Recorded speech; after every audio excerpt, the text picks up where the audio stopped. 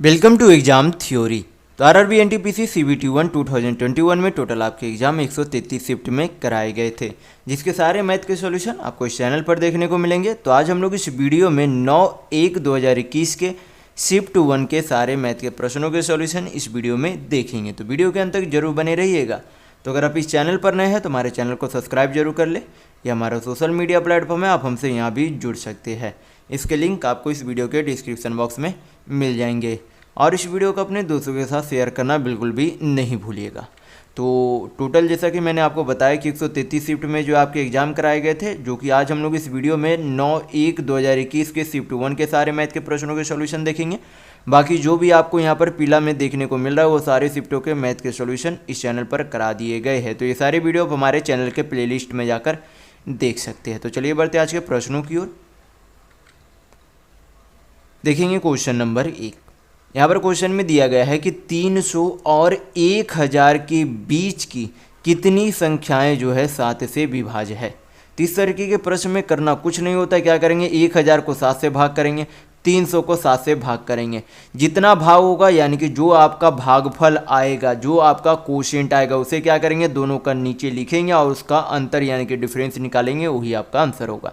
तो यहाँ पर क्या करेंगे, 7 से भाग देंगे तो आपका कितना आ जाएगा, यहाँ पर से आपका भागफल, तो 7 1 3 बचा, तो आपका 7 चौक 28, 2 बचा, तो 7 दूनी 14। शेषफल को हमें नेग्लेक्ट कर देना है, यानी कि उस पर ध्यान नहीं देना है। तो ये आपका भागफल कितना आ गया, 142। अब क्या करेंगे, 300 को 7 से भाग देंगे, तो 300 को 7 से भाग देंगे तो आपका कितना आ जाएगा, 7 चौक 28, 2 बचा, 7 दूनी 14, यानी कि 300 तक ऐसी 42 संख्या है जो उसकी 7 से कटेगी, और 1000 तक 142 ऐसी संख्या है जो 7 से विभाजित होगी। तो अगर इन दोनों में से माइनस कर दे तो क्या निकल जाएगा, 300 और 1000 बीच की संख्याएं निकल जाएगी, नंबर यानी कि संख्याएं निकल जाएगी जो 7 से विभाज्य होगी। तो आपका कितना आ जाएगा, 142 माइनस 42, तो आपका कितना आ जाएगा, 100, यानी कि आपका ऑप्शन नंबर 4 बिल्कुल सही होगा। नेक्स्ट क्वेश्चन देखेंगे, क्वेश्चन नंबर 2। यहाँ पर क्वेश्चन में दिया गया है कि 12 पुरुष जो है एक कार्य को 16 दिन में पूरा कर सकते हैं। कौन से, 12 पुरुष। फिर बोला गया कि 32 महिलाएं उसी कार्य को जो है 12 दिनों में पूरा कर सकती है। 8 पुरुष और 8 महिलाएं ने एक साथ मिलकर 12 दिन तक कार्य किया, जिसके बाद महिलाओं ने कार्य छोड़ दिया और 8 अन्य पुरुष ने जो है कार्य में शामिल हो गए। तो इन पुरुषों को शेष कार्य को पूरा करने में कितना दिन समय लगेगा, यानी कि आपसे टाइम पूछा जा रहा है कि रिमेनिंग वर्क कितना समय में किया जाएगा। तो यहाँ पर सबसे पहले हम लोग क्या करेंगे, एक वोमेन यानी कि एक पुरुष और एक महिला की कार्य क्षमता निकालेंगे। तो यहाँ पर जो है एक पुरुष की कार्य क्षमता क्या मान लेते हैं, यम, और एक महिला की कार्य क्षमता क्या मान लेते हैं, डब्लू। तो अगर एक पुरुष की कार्य क्षमता यम है तो 12 पुरुष की कार्य क्षमता कितनी हो जाएगी, 12 यम। कितनी हो जाएगी, 12 यम। और मैंने आपको जो है फार्मूला बता रखा है कि टोटल वर्क बराबर आपका क्या होता है, एफिशिएंसी इंटू टाइम होता है, यानी कि कार्य क्षमता इंटू समय। तो अगर एक पुरुष की कार्य क्षमता यम है तो 12 पुरुष की कितनी हो जाएगी, 12 यम, यानी कि ये आपकी इफिशियंसी है। और उस कार्य को कितना दिनों में किया जाता है, 16 दिनों में, यानी कि ये आपका क्या हो गया, इफिशियंसी इंटू टाइम, यानी कि टोटल वर्क हो गया। फिर उसी काम को 32 महिलाएं, तो अगर एक महिला की कार्य क्षमता डब्लू है तो 32 महिला की कार्य क्षमता कितनी हो जाएगी, 32 डब्लू, और उसे कितना दिनों में करती है, 12 दिनों में करती है। तो इधर भी टोटल वर्क, इधर भी टोटल वर्क, दोनों समान कार्य को करते हैं तो दोनों का कुल कार्य क्या होगा, बराबर होगा। हल करेंगे, यहाँ पर से एक आदमी और एक औरत की कार्य क्षमता निकल जाएगी। तो हल कर लेते हैं, 12 से 12 चला गया, 16 से 32 कितने बार में चला जाएगा, 2 बार में, यानी कि मैन बाई वोमेन आपका कितना आ गया, 2/1, यानी कि एक आदमी की कार्य क्षमता 2 यूनिट है और एक महिला की कार्य क्षमता कितनी है, 1 यूनिट है। यहाँ पर से हमें पता चल गया। फिर बोला गया कि 8 पुरुष और 8 महिलाएं ने एक साथ काम किया, तो कितना काम किया वो हम लोग निकालेंगे। तो पहले जो है एक पुरुष की कार्य क्षमता यहाँ पर से कितनी आ गई, 2, तो 8 पुरुष की टोटल कार्य क्षमता कितनी हो जाएगी, 8 दूनी 16। फिर उसके साथ और मतलब हो जाता है टाइम एंड वर्क में, यानी कि दोनों मिलकर काम कर रहे हैं, और जब दिया हुआ रहे तो दोनों मिलकर, और जब दिया हुआ रहे, और या हिंदी में या दिया हुआ रहे, यानी कि दोनों अलग अलग काम कर रहे हैं, लेकिन और तो आपका क्या हो जाता है, दोनों मिलकर काम कर रहे हैं। तो 8 पुरुष यानी कि कुल कार्य क्षमता 16 और 8 महिलाएं, तो एक महिला की कार्य क्षमता 1 है, तो 8 महिला की कार्य क्षमता कितनी हो जाएगी, 8 हो जाएगी। तो 16 और 8 आपका कितना हो गया, टोटल जो है मिलाकर 24 की कार्य क्षमता से काम हो रहा है। और कितने दिनों तक उन दोनों ने मिलकर काम किया, 8 पुरुष और 8 महिलाएं 12 दिनों तक काम किया। तो यहाँ पर से हम लोग क्या निकाल सकते हैं कि अभी तक उसने 12 दिनों में कितना काम किया। तो 24 × 12 करेंगे तो आपका कितना हो जाएगा, यहाँ पर से 12 दूनी 24, 12 चौक 48, यानी कि कितना हो जाएगा, 288 काम अभी तक टोटल किया जा चुका है। लेकिन यहाँ पर से हमें पता लगाना होगा कि करना कितना काम था। तो किधर भी या तो आप इधर यम का वैल्यू पुट कर दे, यानी कि एक आदमी की कार्य क्षमता पुट कर दे, या फिर इधर महिला की कार्य क्षमता पुट कर दे। किधर भी आप पुट करेंगे तो आपका क्या निकल जाएगा, टोटल वर्क निकल जाएगा। तो हम लोग यहाँ पर से पहले टोटल वर्क निकाल लेते कि असल में करना कितना काम है। तो यहाँ पर से यहाँ पर हम लोग यम का वैल्यू पुट कर लेते हैं। यहाँ चाहे तो आप डब्ल्यू का भी वैल्यू पुट करेंगे, सेम आंसर आएगा, यानी कि सेम टोटल वर्क आएगा। तो 2 यम का वैल्यू 2 पुट करेंगे, यानी कि एक आदमी की कार्य क्षमता 2 है, तो टोटल कितनी हो जाएगी, 12 दूनी 24, यानी कि 24 × 16 करेंगे तो आपका कितना हो जाएगा, 16 दूनी 32, 16 चौक 64, यानी कि टोटल काम करना कितना है, 384 काम टोटल करना है। उनमें से अभी तक किया गया काम कितना है, तो 288 काम किया गया है। तो बचा हुआ काम कितना है, तो 384 माइनस 288 करेंगे तो आपका कितना आ जाएगा, 84 और 12, यानी कि 96 काम अभी भी जो है क्या करना है, करने के लिए बचा हुआ है। तो बोला गया कि इन 12 दिनों के बाद महिलाएं जो है क्या कर देती है, कार्य को छोड़ देती है, यानी कि ये जो 8 महिलाएं पहले कार्य कर रही थी वो अब क्या कर दिया, उन्होंने कार्य छोड़ दिया। उसके जगह अब जो है क्या हो गए, 8 और पुरुष शामिल हो गए। पहले तो 8 पुरुष थे ही, और एक्स्ट्रा जो है आपका यहाँ पर 8 पुरुष शामिल हो गए। तो टोटल अब कितने आदमी हो गए, 16 आदमी हो गए। तो अगर एक आदमी की कार्य क्षमता 2 है तो 16 आदमी की टोटल कार्य क्षमता कितनी हो जाएगी, 16 दूनी 32, यानी कि इतने की इफिशियंसी से करना कितना काम है, 96 काम करना है। तो समय बराबर आपको मैं बता चुका हूँ पहले वाले वीडियो में क्या होता है, टोटल वर्क बाई इफिशियंसी होता है। तो करना कितना काम है, 96, कितने की कार्य क्षमता से करेंगे, 32 की कार्य क्षमता से। हल करेंगे टाइम आपका आ जाएगा, तो 32 दिया कितना होता है, 96, यानी कि बचे हुए काम को वो 16 पुरुष मिलकर 3 दिनों में कर लेंगे। तो यहाँ पर आपका ऑप्शन नंबर 3 बिल्कुल सही होगा। तो अगर आपको वीडियो पसंद आ रहा है तो लाइक करते जरूर चलिएगा। नेक्स्ट क्वेश्चन देखेंगे, क्वेश्चन नंबर 3। यहाँ पर क्वेश्चन में दिया गया है कि दिए गए चित्र में BC पैरेलल DE है, तो यक्स का वैल्यू बताइएगा क्या होगा। तो यहाँ पर जो आपका लाइन है, इसे जो हम लोग क्या यहाँ पर इसे आगे बैठा सकते हैं, इसे हम लोग क्या कर सकते हैं, आगे बढ़ा सकते हैं। तो ये आपका क्या है, BC पैरेलल क्या है, D है, यानी कि ये पूरा लाइन जो हम लोगों ने आगे बढ़ाया वो असल में क्या है, ये इसके पैरेलल है, किसके, DE के पैरेलल है। किसके पैरेलल है, ये जो है पूरा लाइन जो हम लोगों ने आगे बढ़ाई वो पूरा लाइन किसके पैरेलल है, DE के पैरेलल है। तो अगर ये एंगल 38 डिग्री है, ये दोनों लाइन अगर पैरेलल है, ये अगर 38 डिग्री है, तो ये भी क्रॉसपॉन्डिंग एंगल से ये कितना हो जाएगा आपका 38 डिग्री, यानी कि 38 डिग्री होगा। ये एंगल अगर ये 38 डिग्री है तो ये एंगल भी आपका 38 डिग्री होगा। और यहाँ पर दो एंगल यानी कि 2 इंटीरियर एंगल के बाहर का एक्सटीरियर एंगल के अपोजिट एंगल जो है क्या हो जाता है, इन दोनों के एंगल का ये बाहर यानी कि एक्सटीरियर एंगल के सम के बराबर होता है। यानी कि ये जो एंगल ए है, एंगल ए का मान कितना है, x डिग्री, और ये एंगल कितना आया 38 डिग्री, यानी कि इन दोनों एंगल का सम ये एक्सटीरियर एंगल के सम के बराबर होता है। तो एक्सटीरियर एंगल यहाँ पर से आपका कितना 122 डिग्री है। हल करेंगे x का वैल्यू आ जाएगा, वही आपका क्या होगा, आंसर होगा। तो x बराबर 122 माइनस क्या करेंगे 38, तो आपका कितना आ जाएगा यहाँ पर से 4, 11 तो 8, यानी कि 84 डिग्री आपका यक्स का वैल्यू आएगा। तो यहाँ पर आपका ऑप्शन नंबर 4 बिल्कुल सही होगा। नेक्स्ट क्वेश्चन देखेंगे क्वेश्चन नंबर 4। यहाँ पर क्वेश्चन में दिया गया है जमीर 40% की ऑफ सीजन छूट पर एक वस्तु खरीदता है और उसे आगे जो है अंकित मूल्य पर 25% की छूट देकर बेचता है। तो आपसे पूछा जा रहा है कि उसका प्रतिशत लाभ या फिर हानि प्रतिशत कितना है। तो यहाँ पर से जो है सबसे पहले हम लोग मान लेते कि वो जो वस्तु है उसका अंकित मूल्य कितना है, 100 रुपये। हम लोगों ने यहाँ पर मान लिया, खुद से एज्यूम कर लिया कि किसी जो वस्तु है उसका अंकित मूल्य कितना है 100 रुपये, क्योंकि 100 अगर मानेंगे तो कैलकुलेशन आसान बनेगा। तो इसलिए हम लोगों ने क्या मान लिया कि किसी भी कोई जो वस्तु है उसका अंकित मूल्य कितना है 100 रुपये। तो बोला गया कि 100% 100 रुपये का सामान, 100% नहीं 100 रुपये का सामान को जमीर ने खरीदा कितने में, तो 40% की छूट में खरीदा। तो 100 रुपये पर अगर 40% छूट देगा यानी कि कितने का छूट देगा, तो 40 रुपये का छूट देगा। तो अगर 100 का सामान पर 40 रुपये का छूट देगा तो बेचेगा कितने में, 60 रुपये में, यानी कि 60 रुपये में उसने क्या किया, खरीद लिया। 100 रुपये के अंकित मूल्य के सामान पर 40 रुपये छूट पर उसने खरीदा, यानी कि उसने 60 रुपये में खरीद लिया। फिर बोला कि उसी अंकित मूल्य पर उसने जब जमीर जो है जब उस वस्तु को बेचने के लिए गया तो उसी जितने पे जिस अंकित मूल्य पर छूट पर वो खरीदा था उसी अंकित मूल्य पर 25% की छूट पर बेच दिया, यानी कि 100% में 25% की छूट देंगे तो कितना आ जाएगा आपका 75 रुपये। यानी कि उसने खरीदा कितने में, 60 रुपये में खरीदा, बेच कितने में दिया, 75 रुपये में बेच दिया। तो यहाँ पर इसे क्या हो रहा है, लाभ हो रहा है।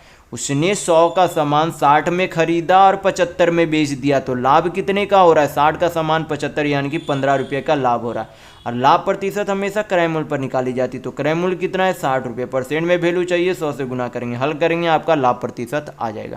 तो 15 चौक 60, 4 से 100 आपका कितने बार में, 25 बार में, यानी कि आपका क्या हो रहा है 25% का लाभ यानी कि प्रॉफिट होगा। तो यहाँ पर आपका ऑप्शन नंबर 4 सही होगा। नेक्स्ट क्वेश्चन देखेंगे, क्वेश्चन नंबर 5।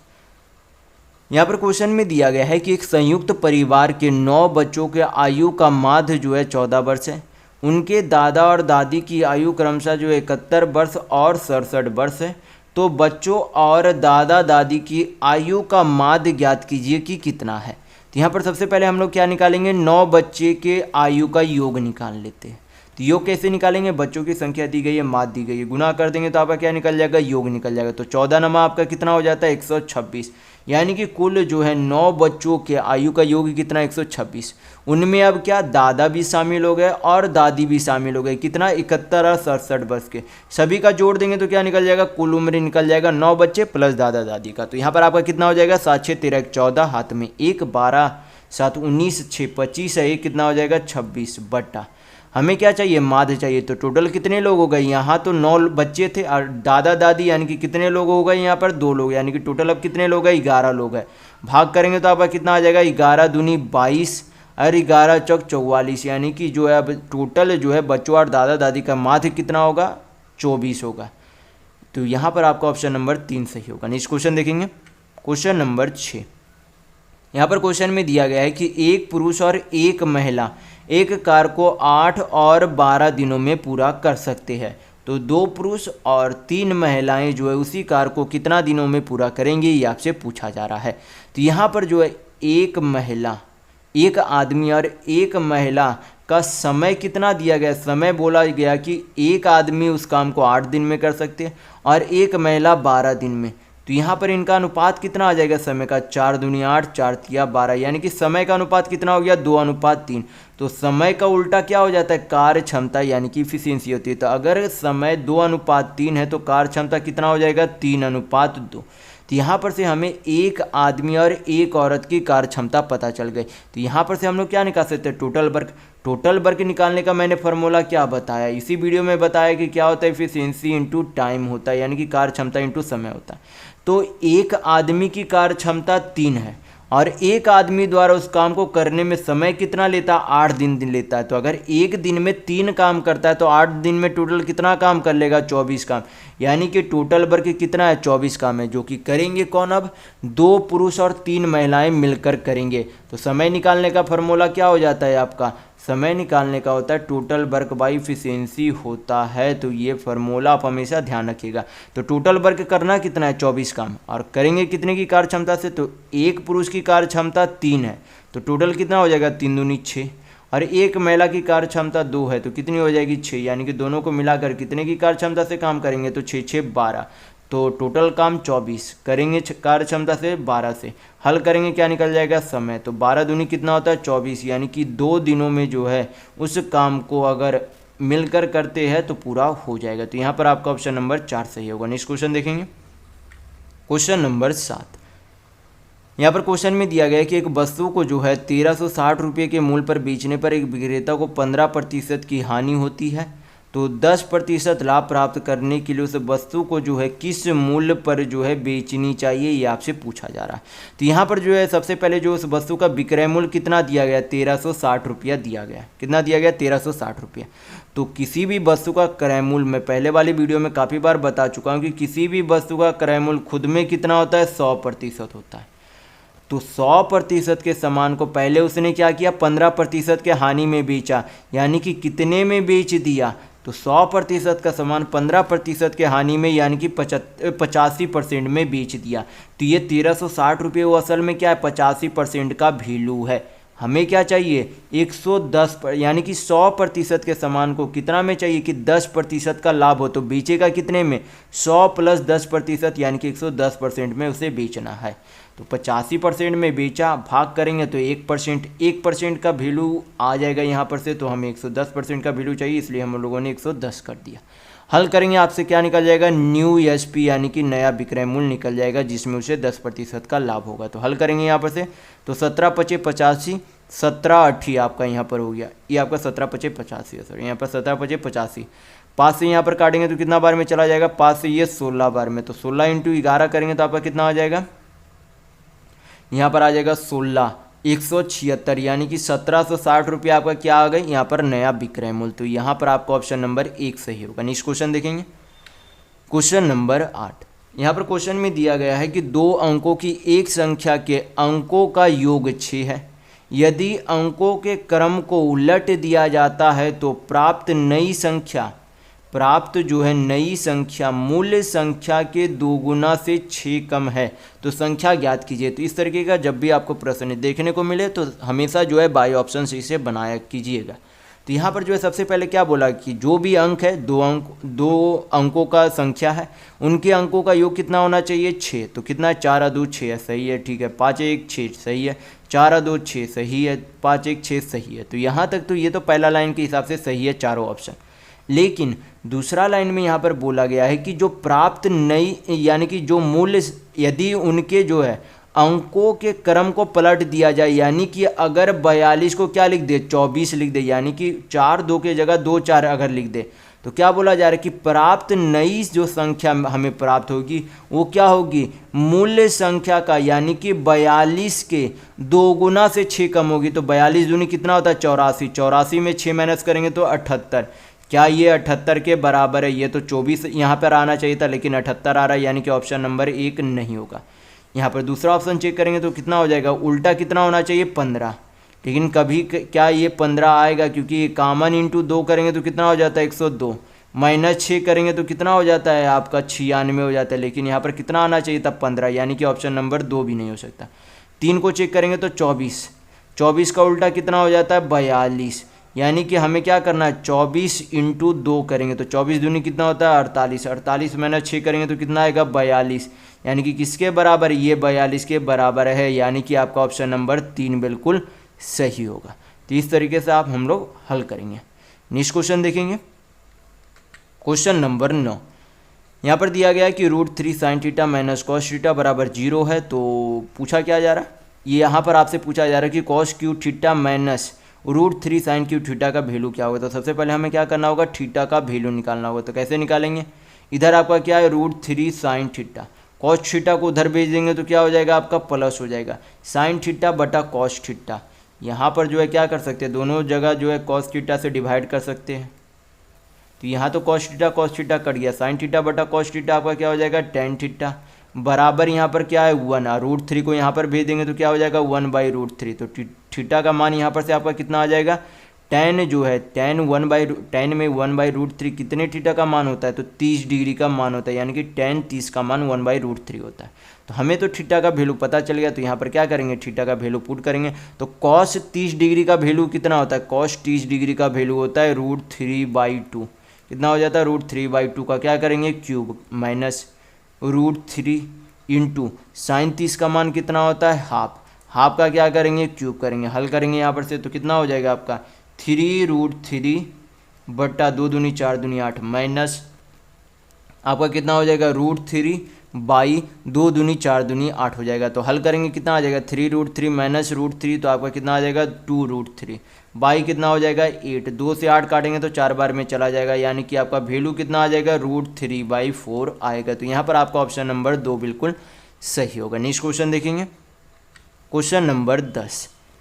यहाँ पर क्वेश्चन में दिया गया है कि दो संख्याओं का एलसीएम और उनका मासापा यानी कि एचसीएफ से 91 गुना है, यानी कि एलसीएम क्या बोला गया कि एलसीएम जो है एचसीएफ से 91 गुना है, यानी कि ये जो एलसीएम जो है एचसीएफ का 91 गुना है, यानी कि इतना ये है आपका। फिर बोला गया कि उसके जो है मासापा यानी कि एचसीएफ और लासापा यानी कि एलसीएम का योग जो है कितना है 2760 है। यदि उनमें से एक संख्या 210 है तो दूसरी संख्या ज्ञात कीजिए।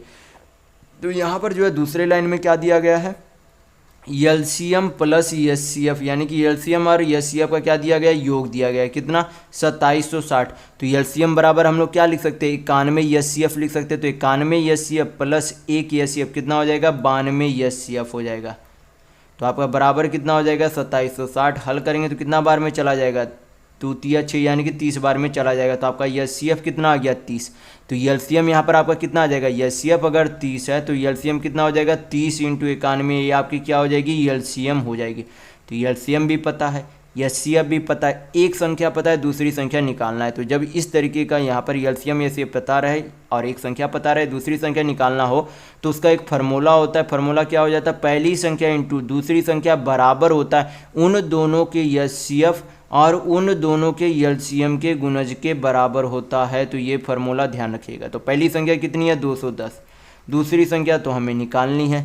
उन दोनों संख्याओं का एचसीएफ कितना दिया गया 91 और एलसीएम कितना है 30 × आपका कितना ये आपका 90 नहीं 91 होगा। ये आपका कितना हो जाएगा 30 × 91, क्योंकि यहाँ पर 91 था तो 91 ही होगा।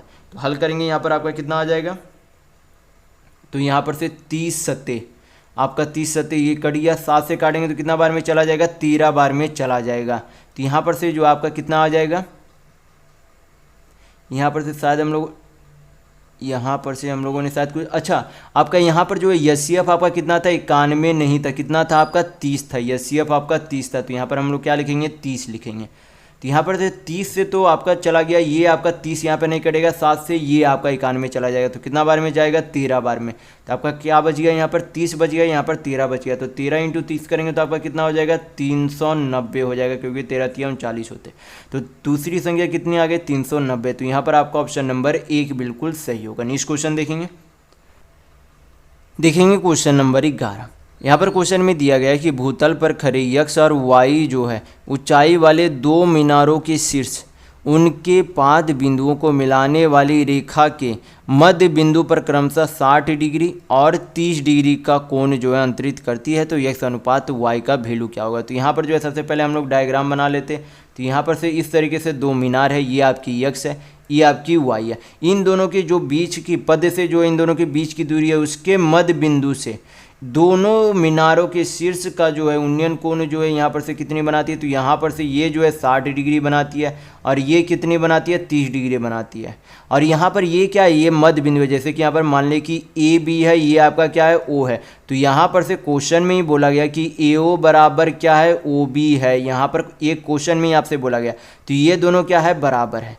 हमें क्या चाहिए x और y का वैल्यू चाहिए रेशियो में। तो यहाँ पर किस तरीके से निकालेंगे। यहाँ पर जो है √3 के सामने मैंने बताया था कि क्या होता है 60 डिग्री के सामने मैंने बताया था कि क्या होता है उसके सामने वाली भुजा √3 यूनिट होती है। यानी कि कुछ समय के लिए इसे मान लेते कि √3a है। क्या मान लिया है हम लोगों ने √3a है और ये जो है सामने वाली क्या हो जाएगी लंबाई 1a यानी कि a होगी। तो ये अगर स्मॉल ए ओ की लंबाई स्मॉल ए है तो ओ बी की लंबाई भी क्या हो जाएगी स्मॉल है। और मैंने 30 डिग्री के सामने वाला बताया था आपको कि ये आपका 1 यूनिट होता है, ये आपका क्या होता है √3 यूनिट होता है। तो अगर a का वैल्यू √3 यूनिट है, अगर a का वैल्यू हमें √3 से हमें तुलना करना है। √3 बराबर अगर a लंबाई है तो 1 यूनिट बराबर यहाँ पर से आपका कितना हो जाएगा a/√3 हो जाएगा। तो यहाँ पर से a जो है y की लंबाई कितनी आ जाएगी a/√3। तो अब हमें x का भी वैल्यू पता है y का भी वैल्यू पता है। तो x अनुपात y यहाँ पर लिखेंगे। तो x का वैल्यू कितना है √3 है और y का वैल्यू कितना है, a/√3। ए चला गया, √3 कितना हो जाएगा, 3:1 आपका वैल्यू आएगा। तो यहाँ पर आपका ऑप्शन नंबर 2 बिल्कुल सही होगा। नेक्स्ट क्वेश्चन देखेंगे क्वेश्चन नंबर 12। यहाँ पर क्वेश्चन में दिया गया है कि शांत जल में एक नाव की चाल 14 किलोमीटर प्रति घंटा है और यह धारा की दिशा में 1 घंटा 45 मिनट में 28 किलोमीटर जाती है। तो आपसे पूछा जा रहा है कि धारा की चाल ज्ञात कीजिए कि कितना होगा। यानी कि हमें क्या चाहिए यहाँ पर, स्ट्रीम यानी कि धारा की गति चाहिए। तो यहाँ पर सबसे पहले आपको क्या पता होना चाहिए कि समय बराबर क्या होता है, दूरी बटा चाल, यानी कि टाइम बराबर डिस्टेंस बाई स्पीड होता है। तो ये फार्मूला ध्यान रखिएगा। तो यहाँ पर जो है टोटल जो है दूरी कितना कवर करना, 28 किलोमीटर, और यहाँ पर चाल कितनी है, क्योंकि यहाँ पर बोला गया है कि वो जो 28 किलोमीटर दूरी जाएगा वो धारा की दिशा में जाएगा, यानी कि धारा की दिशा में ये जो है चलता है 28 किलोमीटर। तो यहाँ पर से मान लेते कि धारा की जो चाल है, हम लोग को क्या मान लेते हैं, यहाँ पर से मान लेते कि x किलोमीटर प्रति घंटा है। तो धारा की चाल x किलोमीटर प्रति घंटा और नाव की चाल 14 किलोमीटर प्रति घंटा। तो कुल चाल कितनी हो जाएगी, अगर जब धारा की दिशा में नाव चलती है तो कुल चाल कितनी हो जाएगी, नाव की चाल प्लस धारा की चाल, यानी कि टोटल चाल आपकी 14 प्लस x किलोमीटर प्रति घंटा होगी। बराबर आपका क्या हो जाएगा, समय को पहले क्या करेंगे, इस मिनट को घंटा में चेंज करेंगे। तो आपका कितना हो जाएगा, 1 घंटा 45 मिनट है, मिनट को घंटा में चेंज करेंगे तो 60 से डिवाइड करेंगे तो 15×45 15×100 तो आपका फ्रैक्शन में वैल्यू कितना आ जाएगा, 437/4 आएगा। हल करेंगे यहाँ पर से जो आपका x का वैल्यू आएगा वही आपका क्या होगी, धारा की चाल होगी। तो यहाँ पर से सिंप्लीफाई कर लेते हैं हम लोग। तो 7 से काटेंगे 28 तो 4 बार में चला जाएगा। तो आपका कितना हो जाएगा यहाँ पर से 14 + x बराबर 4×4 16। तो x बराबर आपका कितना आ जाएगा, 16 - 14 करेंगे तो 2, यानी कि धारा की चाल आपकी कितनी आ गई, 2 किलोमीटर प्रति घंटा। तो यहाँ पर आपका ऑप्शन नंबर 2 बिल्कुल सही होगा। नेक्स्ट क्वेश्चन देखेंगे, क्वेश्चन नंबर 13। यहाँ पर क्वेश्चन में दिया गया है कि 3 से 60 के बीच ऐसी कितनी विषम संख्याएं जो 5 से पूर्णतः जो है पूर्ण रूप से क्या है, विभाज्य है। तो यहाँ पर जो है आपको देखना है कि वो जो है जो भी 5 से विभाजित होगी वो क्या होनी चाहिए, विषम संख्या होनी चाहिए, सम संख्या नहीं होनी चाहिए। जैसे कि हम लोग 10 नहीं ले सकते, 20 नहीं ले सकते, क्योंकि ये सब 5 से तो कट रही है लेकिन ये सब सम संख्या है। लेकिन हमें लेना क्या है, विषम संख्या। जैसे कि कौन कौन सा संख्या लेंगे, 5 लेंगे, 15 भी कटेगी, 25 कटेगी, फिर उसके बाद 35 कटेगी, फिर उसके बाद 45, फिर उसके बाद 55 कटेगी। तो टोटल जो है 3 से लेकर 60 तक कितनी संख्याएं हो गई, 3 3 6 संख्या हो गए। तो यहाँ पर आपका ऑप्शन नंबर 4 बिल्कुल सही होगा। नेक्स्ट क्वेश्चन देखेंगे, क्वेश्चन नंबर 14। यहाँ पर क्वेश्चन में दिया गया है कि सुखदेव और बलदेव के दादा ने जो है 2150 रुपये की राशि को उनके बीच जो है 20:23 के अनुपात में, यानी कि 20:23 के अनुपात में विभाजित किया। उन दोनों में से प्रत्येक ने जो है अपने अपने हिस्से में से 100 रुपया क्या कर दिया, दान किया। तो उनकी संबंधित राशियां का जो है नया अनुपात क्या है, ये आपसे पूछा जा रहा है। तो सबसे पहले हम लोग क्या निकाल लेते हैं, सुखदेव और बलदेव की निश्चित जो है राशि निकाल लेते हैं। तो यहाँ पर से जो है टोटल यूनिट का वैल्यू कितना, यानी कि योग कितना हो जाएगा यूनिट में, 20 + 23 यानी कि 43 यूनिट जो है कुल राशि, या रुपये में कितना है, 2150 रुपये। काटेंगे तो कितना बार में चला जाएगा, 50 बार में चला जाएगा। तो 1 यूनिट का वैल्यू कितना आ गया, 50 रुपये। तो 20 यूनिट का वैल्यू कितना हो जाएगा, 1000 रुपये होगा। यानी कि सुखदेव को 1000 राशि मिली थी और बलदेव को कितनी मिलेगी, तो 23 × 50 करेंगे तो कितना हो जाएगा, 1150 रुपये। इनमें से बोला कि 100 रुपये दोनों ने क्या कर दिए, दान कर दिए। तो क्या करेंगे, माइनस करेंगे तो कितना हो जाएगा, सुखदेव के पास अब 900 रुपया बचेंगे और आपके बलदेव के पास जो है कितने बचेंगे, 10,000 नहीं 1050 बचेंगे। तो 1 0 1 0 चला गया, 15 से काटेंगे तो 15 × 6 = 90, 15 × 7 = 75 से, यानी कि बची हुई राशि का अनुपात कितना है, 6:7। तो यहाँ पर आपका ऑप्शन नंबर 2 बिल्कुल सही होगा। नेक्स्ट क्वेश्चन देखेंगे, क्वेश्चन नंबर 15। यहाँ पर जो है क्वेश्चन में दिया गया है कि बहुपद जो है 5x² ये जो है दिया गया है, इनके जो है शून्यों का योग इनके गुणनफल के 1/4 के बराबर है। तो आपसे पूछा जा रहा है कि p का मान क्या होगा। तो ये जो असल में है, ये जो आपका असल में होता है वो असल में क्या होता है, आपका सम ऑफ रूट होता है। क्या हो जाता है, ये आपका सम ऑफ रूट्स होते हैं। और ये जो आपका असल में होता है वो आपका क्या होता है, प्रोडक्ट ऑफ रूट होते हैं। ये वो आपका क्या होता है, प्रोडक्ट ऑफ रूट्स होते हैं। तो ये ध्यान रखिएगा। तो ये एक तरीके से क्या है, इनका योग है, यानी कि अल्फ़ा और बीटा का योग है, और ये क्या अल्फ़ा इंटू बीटा, यानी कि ये सम ऑफ रूट होते, ये आपका प्रोडक्ट ऑफ रूट होते। तो सम ऑफ रूट आपका कितना है 5p-1, और प्रोडक्ट ऑफ रूट आपका कितना है 2p+5 है। और यहाँ पर बोला गया कि उनका जो योग है, ये जो आपका योग है गुणनफल के 1/4 के बराबर है, यानी कि योग जो है गुणनफल के 1/4 के बराबर है, यानी कि योग 1:4 है। यानी कि ये जो है 1 यूनिट क्या है योगफल है, और 4 यूनिट क्या है गुणनफल है। तो ये आपका क्या हो जाएगा बराबर हो जाएगा 1/4। हल करेंगे यहाँ पर से क्या निकल जाएगी आपकी पी की वैल्यू आ जाएगी। तो हल कर लेते हैं यहाँ पर से, क्रॉस गुना करेंगे तो कितना हो जाएगा आपका 5×20p-4 बराबर कितना हो जाएगा 2p प्लस आपका 5 हो जाएगा। 20p में से उधर भेजेंगे तो -2p यानी कि 18p बचेगा। 4 उधर जाएगा तो प्लस, तो 5×4 कितना हो जाएगा 9। तो p बराबर आपकी कितनी हो जाएगी 1/2 हो जाएगी, क्योंकि 9 से काटेंगे 18 तो 2 बार में चला जाएगा, तो कितना हो जाएगा 1/2। तो यहाँ पर आपका ऑप्शन नंबर 4 बिल्कुल सही होगा। नेक्स्ट क्वेश्चन देखेंगे, क्वेश्चन नंबर 16। यहाँ पर क्वेश्चन में दिया गया है कि यदि 140 ग्राम पीतल को तांबे के साथ मिलाकर पीतल और तांबे के जो है इतना अनुपात यानी कि 4:3 के अनुपात में एक मिश्र धातु तैयार की जाती है, तो यह मिश्र धातु बनाने में प्रयोग किए गए तांबे की मात्रा कितनी है, ये आपसे पूछा जा रहा है।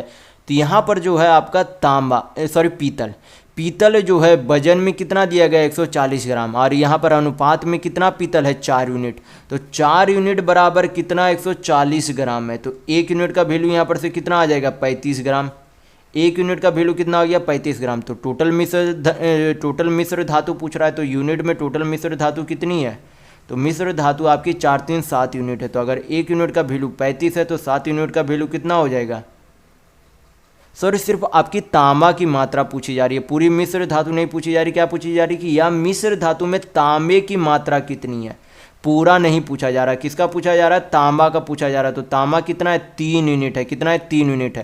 यानी कि अगर 1 यूनिट का वैल्यू 35 है तो 3 यूनिट का वैल्यू कितना हो जाएगा 35×3 105 ग्राम होगी, यानी कि तांबा की मात्रा कितनी है तो 105 ग्राम। तो यहाँ पर आपका ऑप्शन नंबर 4 सही होगा। नेक्स्ट क्वेश्चन देखेंगे, क्वेश्चन नंबर 17। यहाँ पर क्या करना है इसे सिंप्लीफाई करना और आंसर आ जाएगा आपका। तो √9 को क्या लिख सकते हैं बाहर निकाल कर 3, 16 को क्या लिखेंगे 4, 4 माइनस है तो 4 3 कितना हो जाएगा -7। तो 56 में से -7 करेंगे तो आपका कितना हो जाएगा 49 में 49 ये आपका क्या √49 है। ये जो आपका अंडर√49 आएगा तो अंडर रूट से बाहर निकालेंगे तो कितना आ जाएगा 7, यानी कि 2 को 7 से गुना करेंगे तो कितना आ जाएगा 7 दूनी 14। तो 130 और 14 कितना होता है 144। तो ये भी अंडर रूट में, तो अंडर रूट 144 किसका मान होता है, जैसे कि 37 प्लस इस तरीके से आपका है अंडर रूट 144 किसका मान होगा तो 12 का मान होगा। 37 में 12 को जोड़ेंगे तो कितना आ जाएगा आपका √49। तो √49 किसका मान होता है 7 का, यानी कि आपका ऑप्शन नंबर 3 बिल्कुल सही होगा। तो करना कुछ नहीं था, सिर्फ तोड़ते जाना था, यानी कि रूट को इंटीजर यानी कि आपका जो है पूर्णांक में उसे चेंज करते जाना था। नेक्स्ट क्वेश्चन देखेंगे, क्वेश्चन नंबर 18। यहाँ पर क्वेश्चन में दिया गया है कि एक संख्या के 82% और उसी संख्या के 73% का अंतर जो है 72 है। तो आपसे पूछा जा रहा है कि उस संख्या का 48% जो है किसके बराबर होगा। तो सबसे पहले उसी संख्या के 82% है 73% में, यानी कि परसेंट में अंतर कितना हो जाएगा यहाँ पर से, तो 82 - 73 यानी कि 7 2 9% और 9% का वैल्यू यहाँ पर कितना दिया गया 72। हल करेंगे तो 1% का वैल्यू कितना आ जाएगा 8, 1% का वैल्यू कितना आ गया 8। हमें क्या चाहिए 48% का वैल्यू चाहिए। तो क्या करेंगे 48 × 8 करेंगे, आपका आंसर आ जाएगा। तो कितना होगा 8 8 64 4 6 8 चौक 32 और 6 38, यानी कि उस संख्या का 48% 384 होगा। तो यहाँ पर आपका ऑप्शन नंबर 2 बिल्कुल सही है। नेक्स्ट क्वेश्चन देखेंगे, क्वेश्चन नंबर 19।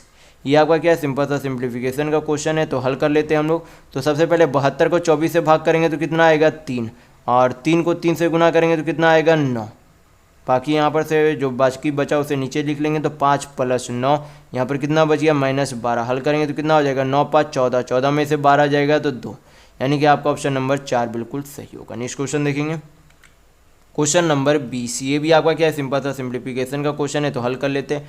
16 को 2 से भाग करेंगे कितना आएगा 8, और 80 को 8 से भाग करेंगे तो कितना आएगा 10, यानी कि यहाँ तक जो है कितना आ गया 10 प्लस, फिर क्या करेंगे यहाँ पर स्मॉल ब्रैकेट, तो कितना हो जाएगा 6 5 30, यहाँ पर कितना हो जाएगा 15 दूनी 30, तो +30 - 30 क्या हो जाएगा कट जाएगा, तो कितना बचा 4, कितना बचा +4, तो +4 ये आपका क्या है +4 -12 है।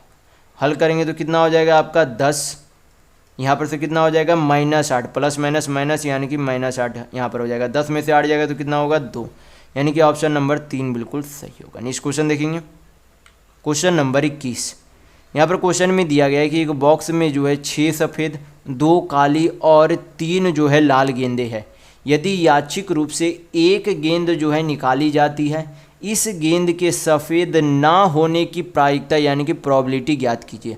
तो सबसे पहले जो है टोटल गेंदों की संख्या कितनी है, यानी कि टोटल जो है आपकी यहाँ पर कितनी हो जाएगी 6 2 8 8 3 11, और आपका जो है होने वाली जो है प्रायिकता यानी कि ऐसे जो है टोटल जो है कितने सफ़ेद गेंद है 6 सफ़ेद गेंद है, उनमें से बोला गया कि एक गेंद निकाले गए थे, उनमें से सफ़ेद नहीं होने की प्रायिकता क्या होगी, तो क्या कर देंगे 6 - 1 आपका कितना आ जाएगा 5, यानी कि आपका प्रोबेबिलिटी क्या हो जाएगी सफ़ेद नहीं होने की 5/11 होगी। तो यहाँ पर आपका ऑप्शन नंबर 3 बिल्कुल सही होगा।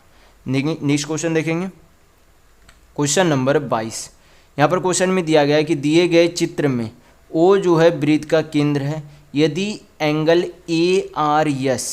ARS ये जो आपका कितना है, ये आपका 125 डिग्री है, ARS 125 डिग्री। तो आपसे पूछा क्या जा रहा है एंगल PA का मान ज्ञात कीजिए कि कितना होगा।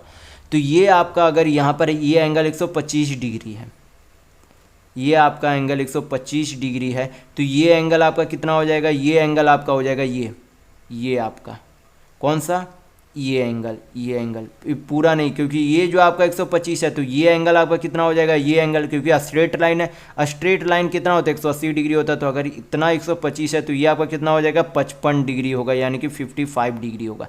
यहाँ पर इसे थोड़ा समय के लिए हम लोग क्या कर लेते P मान लेते, क्योंकि O तो आपका यहाँ पर है, तो ये आपका क्या P, तो ARP का वैल्यू कितना हो गया 55 डिग्री। तो ये अगर 55 डिग्री है तो सेम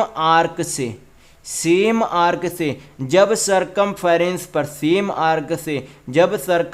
पर जितना एंगल ये बनेगा उतना ही सेम आर्क से ये एंगल क्या बनेगा, सेम बनेगा। यानी कि ये अगर 55 डिग्री है तो ये भी आपका कितना होगा 55, यानी कि 55 डिग्री ही होगा। और ये आपका क्या है ए बी जो है क्या है डायमीटर है, क्योंकि ये इसी पर जो है ए बी पर ही क्या बन रहा है सेंटर ओ बन रहा है। तो ए बी एक तरीके से आपका क्या है डायमीटर यानी कि व्यास है। तो ये एंगल आपका क्या हो जाएगी 90 डिग्री हो जाएगी, ये एंगल आपकी क्या हो जाएगी 90 डिग्री हो जाएगी। तो ये अगर 90 है ये 55 है तो ये एंगल आपकी कितनी हो जाएगी, अगर ये 90 ये 55 तो ये आपकी कितनी हो जाएगी 35 डिग्री होगी। और यही आपसे एंगल पूछा जा रहा था PAB, तो कितनी है 35 डिग्री, यानी कि आपका ऑप्शन नंबर 1 बिल्कुल सही होगा। नेक्स्ट क्वेश्चन देखेंगे, क्वेश्चन नंबर 23। यहाँ पर क्वेश्चन में दिया गया है कि 0.0377 पे रेकरिंग है को P/Q के रूप में व्यक्त कीजिए, जहाँ P एक पूर्ण संख्या यानी कि होल नंबर है और Q जो एक प्राकृतिक संख्या यानी कि नेचुरल नंबर है। तो यहाँ पर से क्या करेंगे हल करेंगे, तो इस तरीके का पहले तो हल कैसे किया जाता है वो आपको पता होना चाहिए। तो यहाँ पर जो है दिया कितना गया 0.0377 पर रेकरिंग है। तो हल कैसे करेंगे, यहाँ पर 37 ये जो है पहले क्या लिखेंगे नंबर 37 को लिख देंगे। ये जो जितने पर रेकरिंग है उसे छोड़कर ये जो बाकी जो बची संख्या उसे क्या कर देंगे इसमें माइनस कर देंगे।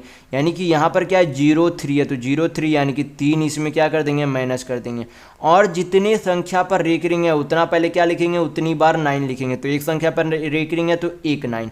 और टोटल जो है पॉइंट के बाद ऐसी कितनी संख्या है जिन पर रेकरिंग नहीं है, तो ऐसी कितनी संख्या है 2 संख्याएँ हैं, ऐसी 2 संख्याएँ हैं डेसिमल के बाद ऐसी 2 अंक है, सॉरी 2 संख्याएँ ने 2 अंक है जिन पर रेकरिंग नहीं है, तो उतना आपका क्या हो जाएगा 0 हो जाएगा। तो हल करेंगे आपका क्या आ जाएगा P/Q आ जाएगा। तो हल कर लेते 37 में से 3 गया तो कितना आएगा 34 बटा नीचे कितना हो जाएगा आपका 900। हल करेंगे तो कितना हो जाएगा 17 बटा कितना हो जाएगा 2 से काटेंगे तो 450, यानी कि P/Q 17/450 होगा। तो यहाँ पर आपका ऑप्शन नंबर 4 बिल्कुल सही होगा। नेक्स्ट क्वेश्चन देखेंगे, क्वेश्चन नंबर 24। यहाँ पर क्वेश्चन में दिया गया है कि एक आयत की लंबाई उसकी चौड़ाई के 3 गुना से 2 कम है। क्या है 3 गुना से 2 कम है। यदि इसका परिमाप जो 28 मीटर है तो इसकी चौड़ाई ज्ञात कीजिए कितनी होगी। तो यहाँ पर जो है लेंथ ब्रेथ यानी कि लंबाई जो है चौड़ाई के 3 गुनी से 2 कम है। यानी कि अगर चौड़ाई मान ले कि x मीटर है तो लंबाई कितनी हो जाएगी, इससे 3 गुना यानी कि 3x से 2 मीटर कम है। ये आपकी लंबाई है, ये आपकी क्या है, चौड़ाई है। यहाँ पर जो है टोटल क्या दिया गया, परिमाप 28 मीटर दिया गया। तो परिमाप का सबसे पहले तो आपको फार्मूला पता होना चाहिए। तो आयत के परिमाप का फार्मूला क्या होता है, 2 इंटू लेंथ प्लस ब्रेथ यानी कि लंबाई गुना चौड़ाई होता है। तो 2 लेंथ यानी कि लंबाई कितनी दी गई है, 3x minus 2 metre plus breadth कितनी है, x। टोटल परिमाप कितना, 28। काटेंगे तो 2 से 14 बार में चला जाएगा। 3 है, कितना हो गया, 4x। 2 मीटर उधर भेजेंगे क्योंकि ये भी आपका मीटर में ही था, तो 2 मीटर उधर जाएगा तो जुड़ जाएगा यानी कि 16 मीटर। काटेंगे तो 4 बार में चला जाएगा। तो आपसे पूछा क्या गया कि चौड़ाई कितनी है, तो चौड़ाई हम लोगों ने क्या माना था, x, और x का वैल्यू यहाँ पर कितना आ गया, 4 मीटर। तो आपकी चौड़ाई कितनी है, तो 4 मीटर। तो यहाँ पर आपका ऑप्शन नंबर 3 बिल्कुल सही होगा। नेक्स्ट क्वेश्चन देखेंगे, क्वेश्चन नंबर 25। यहाँ पर क्वेश्चन में दिया गया है कि एक साइकिल का जो है एक पहिया 11 किलोमीटर चलने में 7000 चक्कर घूमता है। तो आपसे पूछा जा रहा है कि पहिए का व्यास ज्ञात कीजिए कि कितना होगा। तो यहाँ पर जो है जब भी जो है कोई सर्कल यानी कि कोई भी पहिया जब घूमती है तो उसके परिधि यानी कि सरकमफेरेंस पर घूमती है, ये आपको पता होना चाहिए। तो अगर एक पहिया पूरे एक बार घूमेगी तो उसके पूरे सरकमफेरेंस पर घूमेगी यानी कि परिधि। तो सबसे पहले हमें क्या निकालना होगा, एक पहिए की परिधि निकालनी होगी। तो परिधि का फार्मूला क्या हो जाता है, पहिया सर्कल है, सर्कल का परिधि का फार्मूला क्या हो जाता है, 2πr होता है। तो अगर एक सर्कल यानी कि एक बार टायर पूर्ण रूप से घूम जाएगा तो वह कितनी दूरी तय कर लेगा, तो 2 इंटू पाई को 22/7 लिख सकते, त्रिज्या हमें निकालना है तो r से डिनोट करेंगे। तो इतनी दूरी तय कर लेगा। टोटल कितने चक्कर लगाता है, 7000 चक्कर लगाता है। तो ये यहाँ पर से अगर गुना कर दे टोटल चक्कर को तो क्या निकल जाएगी, कुल दूरी। यार कुल दूरी कितना दिया गया है, तो 11 किलोमीटर दिया गया है। तो हमें क्या चाहिए यहाँ पर, त्रिज्या, हमें त्रिज्या नहीं व्यास, व्यास हमें किस में चाहिए, सेंटीमीटर में। तो दूरी भी यहाँ पर क्या कर देंगे, दूरी ये जो दी गई है किलोमीटर में उसे क्या करेंगे, सेंटीमीटर में चेंज करेंगे। तो किलोमीटर को पहले मीटर में चेंज करेंगे तो 1000 से गुना किया जाता है, मीटर को सेंटीमीटर में चेंज करने के लिए 100 से गुना करेंगे। हल करेंगे, यहाँ पर से आपकी त्रिज्या आ जाएगी, उसके बाद व्यास निकाल लेंगे। तो हल कर लेते हैं यहाँ पर से। तो 3 शून्य 3 शून्य चला गया, 7 से 7 चला गया, 11 दूनी 22 चला गया, 2 से 2 काटेंगे तो यहाँ पर आपका कितना हो जाएगा, 25 बार में चला जाएगा। तो r बराबर कितनी आ गई, 25 सेंटीमीटर आ गए। हमें व्यास चाहिए तो त्रिज्या का 2 गुना क्या होता है, व्यास होता है। तो कितना हो जाएगा, 25 दूनी 50 सेंटीमीटर व्यास होगा। तो यहाँ पर आपका ऑप्शन नंबर 2 बिल्कुल सही होगा। नेक्स्ट क्वेश्चन देखेंगे, क्वेश्चन नंबर 26। यहाँ पर क्वेश्चन में दिया गया है कि जावेद ने वार्षिक चक्रवृद्धि ब्याज पर 2 वर्ष के लिए 10,000 रुपये का ऋण लिया और 2 वर्ष बाद 12,544 का भुगतान किया। यदि उसने वही राशि साधारण ब्याज पर उधार ली होती तो उसे कितनी राशि की बचत होती, ये आपसे पूछा जा रहा है। तो यहाँ पर से सबसे पहले हमें क्या निकालना होगा, रेट यानी कि दर निकालना होगा। तो रेट कैसे निकालेंगे, जब यहाँ पर आपको रेट निकालना हो तो करना कुछ नहीं होता, अमाउंट बाई क्या किया जाता है, प्रिंसिपल यानी कि मिश्र धन बटा मूलधन। 2 वर्ष है तो क्या करेंगे, अंडर रूट कर देंगे। अगर 3 वर्ष रहता तो क्यूब रूट, 4 वर्ष रहता तो फोर्थ रूट, 5 वर्ष रहता तो फिफ्थ रूट, जितने वर्ष रहेंगे उस अनुसार कर देंगे। तो अमाउंट आपका यानी कि मिश्र धन कितना दिया गया है, 12,544 रुपया दिया गया, और मूलधन कितना दिया गया है, 10,000। कितना दिया गया है, 10,000 दिया गया। तो यहाँ पर आपका क्या हो जाएगा, ये आपका 16 से कट जाएगा, देख लेते काट के। 16 आपका 16 से 112, आपका कितना हो गया, 8 5 13। तो यहाँ पर 16 8 128, 16 चौक 64 हो जाएगा। नीचे कितना बार में चला जाएगा आपका, 16 चौक 96, 16 दूनी 32, 16 25 80। तो आपका कितना आ जाएगा यहाँ पर से 28, क्योंकि 784 28 का स्क्वायर होता है 625 25 का। तो ये आपका क्या आ गया, 1 साल का अमाउंट और 1 साल का प्रिंसिपल, यानी कि 25 यूनिट की कोई राशि पर 1 साल में कितना हो जाती है, 28 यूनिट हो जाती है। तो 25 की कोई धनराशि पर 28 यूनिट की हो जाती है, यानी कि ब्याज कितना मिला, 3 यूनिट का। 28 माइनस 25 यानी कि 3 यूनिट का। ब्याज हमेशा मूलधन पर मिलता है, तो मूलधन कितना है, 25 यूनिट। परसेंट में वैल्यू चाहिए क्योंकि रेट परसेंट में होता है, तो 100 से गुना कर देंगे। 25 चौक कितना आ जाएगा, 100, यानी कि आपकी दर कितनी आ गई, 12%। रेट कितना आ गया, 12% आपका रेट यानी कि दर आ गया। तो अगर रेट 12% है तो पूछा जा रहा है कि उतने ही समय में उतने ही समय में आपके जो है एक तरीके से पूछा जा रहा है कि चक्रवृद्धि ब्याज और साधारण ब्याज का अंतर क्या होगा। तो यहाँ पर जो है चक्रवृद्धि ब्याज और साधारण ब्याज का अंतर निकालने का मैंने फार्मूला क्या बताया था रेशियो में। यहाँ पर मैंने CI का एक फुल फ्लेज वीडियो डाला, उसमें मैंने काफ़ी बेहतर तरीके से रेशियो मेथड बताया था। तो 2 साल का रेशियो मेथड क्या हो जाता है, 2:1। तो पहले वर्ष में 12%, तो 12 का 12% कितना हो जाएगा, 1.44% होगा। यानी कि ये जो आपका क्या होता है सिंपल इंटरेस्ट, ये आपका क्या होता है दोनों के चक्रवृद्धि ब्याज और साधारण ब्याज का अंतर होता है। तो यहाँ पर से हमें क्या निकालना होगा, यहाँ पर से ये जो आपका कंपाउंड इंटरेस्ट और सिंपल इंटरेस्ट का ही हमें अंतर चाहिए, एक तरीके से क्वेश्चन में पूछा जा रहा है। तो यहाँ पर से जो है परसेंट में कितना हो जाएगा अंतर, 1.44% होगा। तो हमें क्या निकालना होगा, मूलधन यानी कि 10,000 का क्या निकालना होगा, 1,000 यानी कि 1.44% निकालना होगा। तो यहाँ पर से परसेंट हटाएंगे तो नीचे कितना, पहले तो पॉइंट हटाएंगे तो यहाँ पर 100 आ जाएगा, परसेंट हटाएंगे तो नीचे 100 आ जाएगा, 2 शून्य यानी कि 4 शून्य से 4 शून्य चला गया। तो आपका कितना आ गया अंतर, तो 144 रुपया आ गया। तो यहाँ पर आपका ऑप्शन नंबर 1 बिल्कुल सही होगा। नेक्स्ट क्वेश्चन देखेंगे, क्वेश्चन नंबर 27। यहाँ पर क्वेश्चन में दिया गया है कि दिलीप राय ने जो है अमरजीत से 9% वार्षिक साधारण ब्याज की दर पर जो है 24,000 रुपये उधार लिए। उसे जो है 3 वर्ष बाद इसे चुकाने के लिए कितना जो है भुगतान करना होगा, ये आपसे पूछा जा रहा है। तो अगर 1 साल में 9% का साधारण ब्याज है, 1 साल में अगर 9% का साधारण ब्याज है, तो 3 साल में कुल साधारण ब्याज कितना हो जाएगा, 9×27% क्या हो जाएगा, 3 सालों का साधारण ब्याज होगा। और मैं पहले वाली वीडियो में बता चुका हूँ कि कोई भी मूलधन खुद में कितना होता है, 100% होता है। तो अमाउंट बराबर आपका क्या हो जाता है, प्रिंसिपल प्लस सिंपल इंटरेस्ट, यानी कि मूलधन प्लस साधारण ब्याज। तो आपका मिश्र धन यहाँ पर से कितना हो जाएगा, 100 + 27% यानी कि 127% होगा।